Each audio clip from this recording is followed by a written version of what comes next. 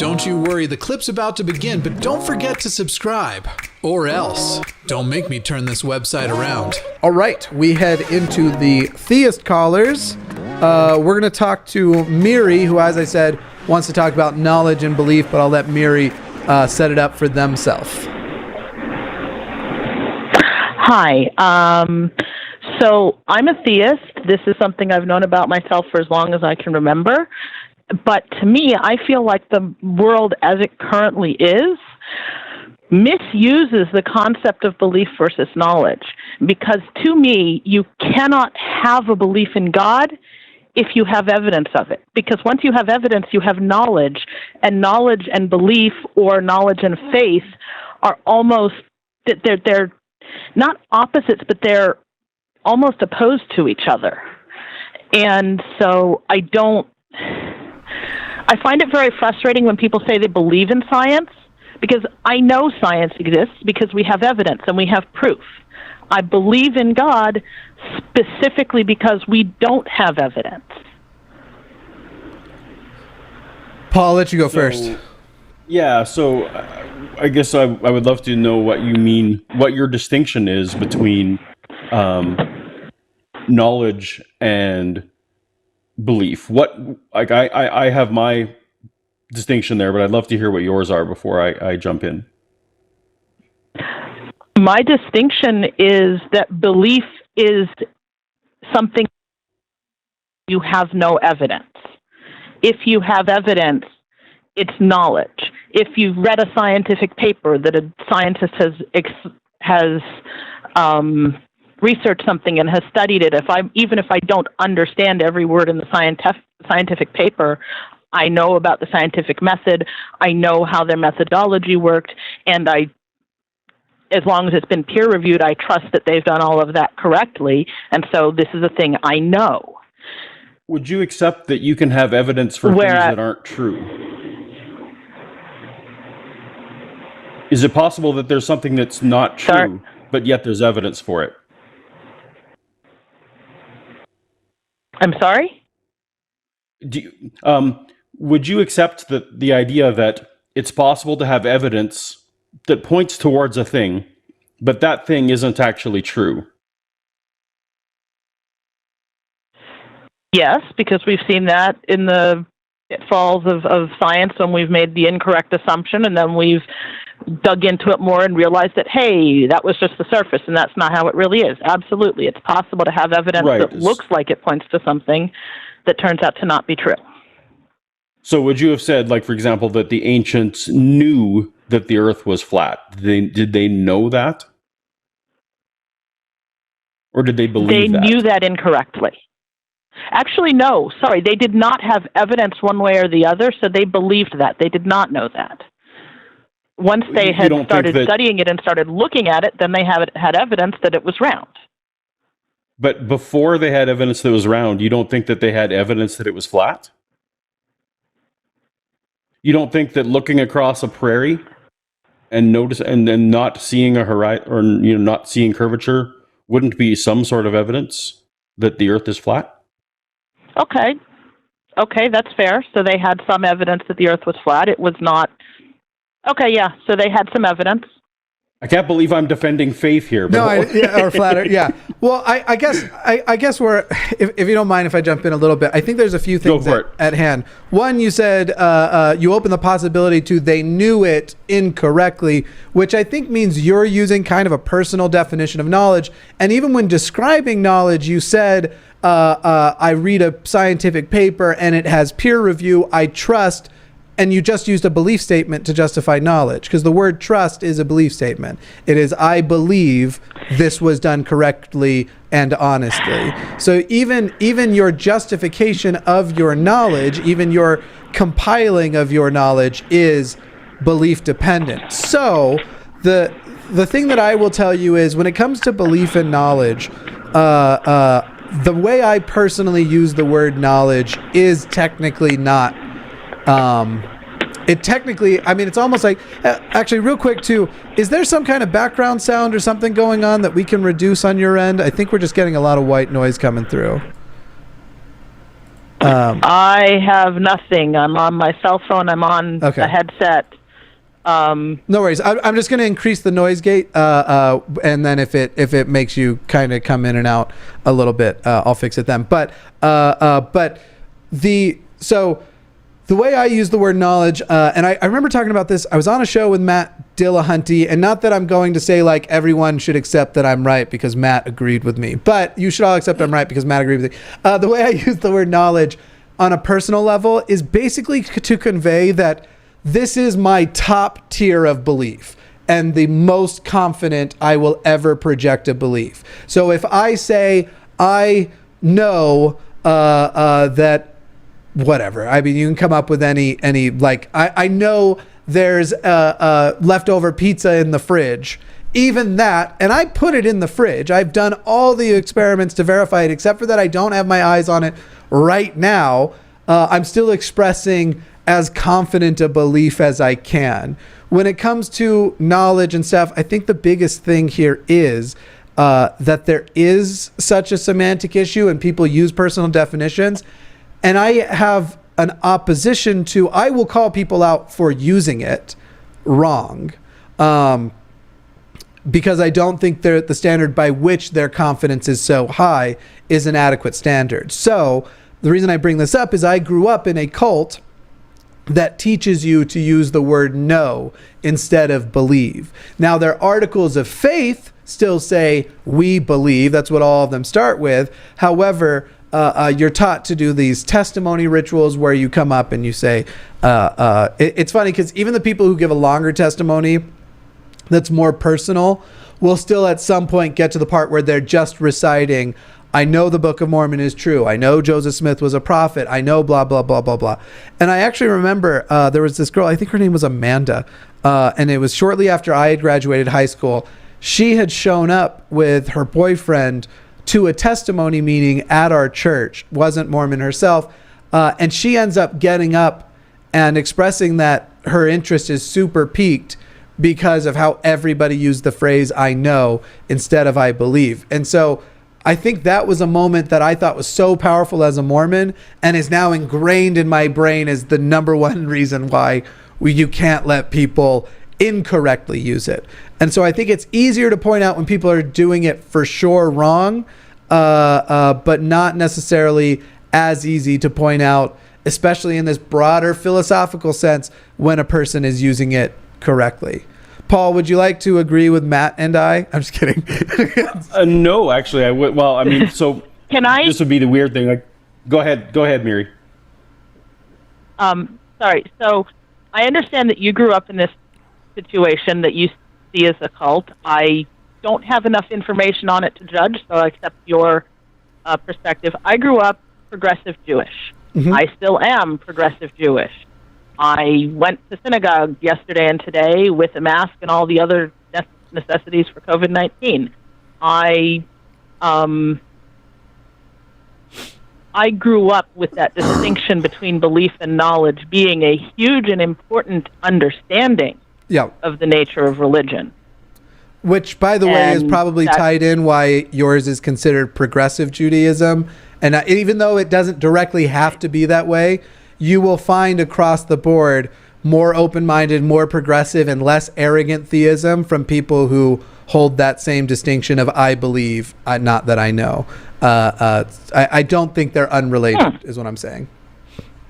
And if I may, I mean, this ties into our last caller. I mean, it often depends on how people are using the word. And so, which is why the very first thing I did was ask you how you're using the word, because Jimmy and apparently Matt in the conversation he was having used knowledge in the confidence scale. Now, confidence scale is one way to use knowledge. Philosophically, it's called justified true belief, where it's a belief that has three components. There's some justification, which is the evidence you spoke of. There's the belief that you actually hold it to be true, and then there's also that it actually is true, which is why I was asking about the flat earth thing. So it sounds like you are leaning towards the more philosophical definition of knowledge, so that you like to say that if there is justification for it, then you bump it into the knowledge category, which is fair. Whereas other people might be using it as the confidence scale. So you just have to be aware, and this is where sometimes we can really easily get equivocation fallacies happening, where one person is using the word to mean it, or worse yet, the same person uses it in one sentence to mean confidence, and the next time to mean an evidence claim. So this is just, I think, another scenario where the English language doesn't distinguish between words well enough to have these conversations without some back and forth. Would you agree with that, Miri? Absolutely agree with that. Yes, I absolutely agree that the English language is a pain in the butt when it comes to trying to have these kinds of conversations with accuracy and clarity. I also wanted to say something else very interesting. Sure. As a Jew, I have talked to many Jews who have decided that they don't believe, and all of the ones who had even the tiniest bit of progressiveness in their education all see themselves as agnostic, and some of them are still Jewishly observant because we also see it as a culture and a tradition and a heritage. Yeah.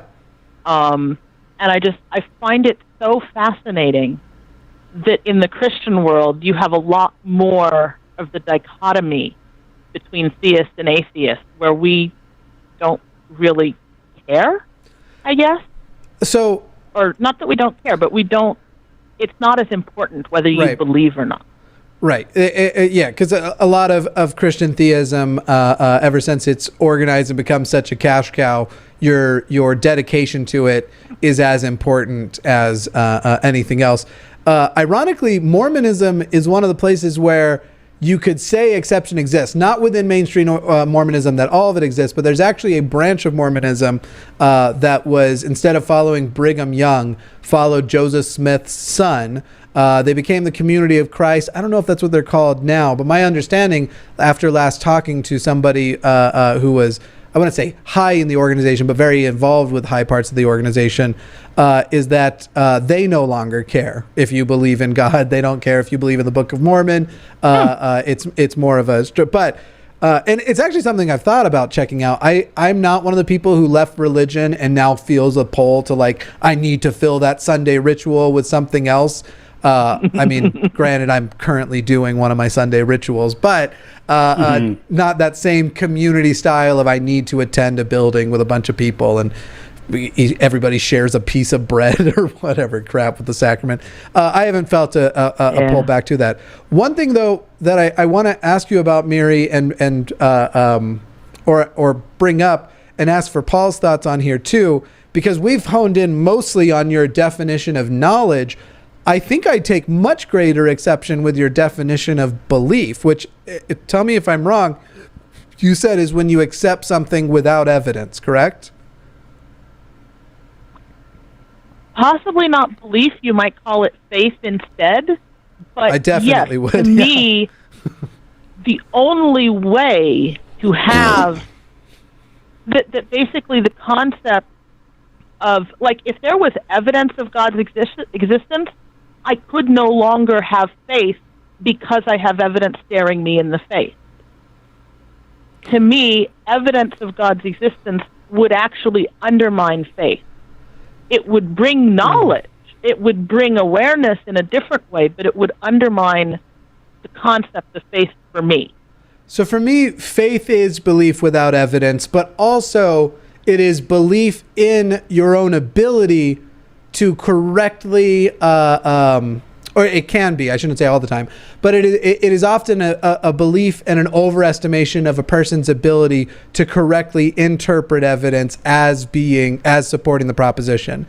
So for example, you get people who say, I believe in Jesus because when I prayed about it, I had this experience, and that experience is evidence. And technically it is. We call it anecdotal evidence. It's not evidence good enough for anybody else, but this is the personal evidence. Doesn't mean the proposition is true just because you have some kind of evidence. And I guess the whole point is that you actually aren't well equipped enough to assign this as positively affirming evidence. So for example, we could say with a vaccine, you take a vaccine and you never get an infection. That's technically, like God, anecdotal evidence that the vaccine has worked for you. But because it worked for you, we saw this happen with hydroxychloroquine, not a vaccine, but same thing. Because it worked for you, you now advocate for that it is You have proof that it works because you didn't get the infection. Meanwhile, when they then go do this on a broader scale and they do it with more people, like with hydroxychloroquine, they actually find out it has a better chance of killing you, not saving you. And so while that person had their personal evidence, their overestimation of their ability to assign to an affirmative, to a proposition, to me, is very much in that same line with faith. Now, I probably wouldn't use faith to describe that exact situation, because faith, to me, also relates specifically to spiritual propositions. We do colloquially use faith just to mean confidence. That's a separate definition and totally unrelated. But I did want to make it's a separate definition, but it's a yet another one where, for me, when I'm dealing with apologists, they equivocate the two. Mm-hmm. They say, well, you have faith in your wife, and they mean confidence. And they say, well, it's the same way I have faith in God. I just have confidence in God. So again, it's one of those limitations of the English language. You really have to ask someone what they mean when they say faith in order to, because otherwise you're arguing straw man, and you're talking past each other. So yeah, but my point is that for me, I mean, yes, I have certain, like, I go outside and I go into the woods and I look at the trees growing, or I go to the beach and I watch the ocean crashing, and to me, I see something great and beautiful and awesome, and that, to me, feels like an indication of God's existence, but it's not evidence, it's not proof, and if someone were to bring me proof of God's existence, in a way it would destroy faith. Because right. And where you and I guess, would disagree, and perhaps Jimmy as well, is that faith a virtue? And I actually say no, that type of faith is not a virtue. Where you seem to be making I'm assuming the way you're describing it, that you think that type of faith is virtuous. So that's probably where this all falls apart for Jimmy and I. I actually don't think it's necessarily virtuous. I think what you do with that faith can be virtuous. But I don't think just the having of faith in and of itself is virtuous. Do you think... It depends what you do with it.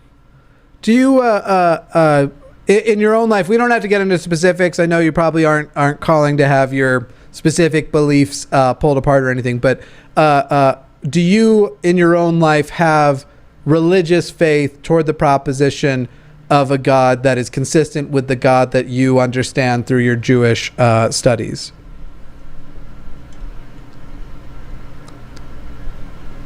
I'm not sure I understand exactly what you mean. What I can tell you about my faith is that my faith, it's something I remember even from when I was a kid, walking home from school, talking to God and being like, hey, how do I deal with this? Oh my gosh, this thing sucks, et cetera, et cetera. And I also remember taking a Philosophy 101 class in college and dropping it after the first class because the professor said that, yes, he understands that people have different beliefs and different approaches, but for the sake of this class, he wanted us to posit the idea that there was no God, and my brain broke, and I literally don't remember anything else from that class, and it took me a year to figure out why, because I was young and stupid. Okay. But basically, in my mind, if God didn't exist, the world wouldn't exist, because God created the world. But that still leaves space for many options, like the watchmaker God, which I'm more and more starting to think might be kind of at least partially what's going on here, because on the other hand, we also believe Judaism very strongly emphasizes free will, so the fact that people do really shitty things is unfortunately a reality. Yeah, though people who don't believe in free will also believe that people do really shitty things. I think the point that I wanted to kind of make to you here in closing, Miri, and the reason why I was asking that question, it's okay that you that the way I worded it likely was confusing, but it's basically that across the world, lots of people have faith in contradicting opinions. If the Mormons are right, the Southern Baptists can't be. And then you can go outside of even just Christian sects, and it gets even muddier. So if a person's belief is only based on faith, or faith is the main thing keeping that belief intact, with everybody's ability to have these contradictory opinions based on the same foundation, I want to encourage people to go, even if inside I just feel like there has to be a God, but that's the extent of my evidence for him, I'm going to withhold saying there is one, even if I feel myself pulled toward that, and I'm going to wait until I have good evidence to say I believe a proposition to be true. So that was the last thing I wanted to leave with you. If you want to take another 30 seconds, we'll let you have the last word, and then we're going to head to the next caller, but I hope we hear from you again in the future. I actually, specifically to your point about the question of are the Baptists right, or are the this right, or are the other right, in my opinion, and I believe this is possibly a form of pantheism, in my personal opinion, and this has very little to do with any of my religious education, it's just the only thing that makes any sense, all religions are reaching for the same capital T truth through different little t truths that, or beliefs or faith or whatever term you want to use, that all religions are ultimately talking to the same and about the same power, being, whatever term, what God.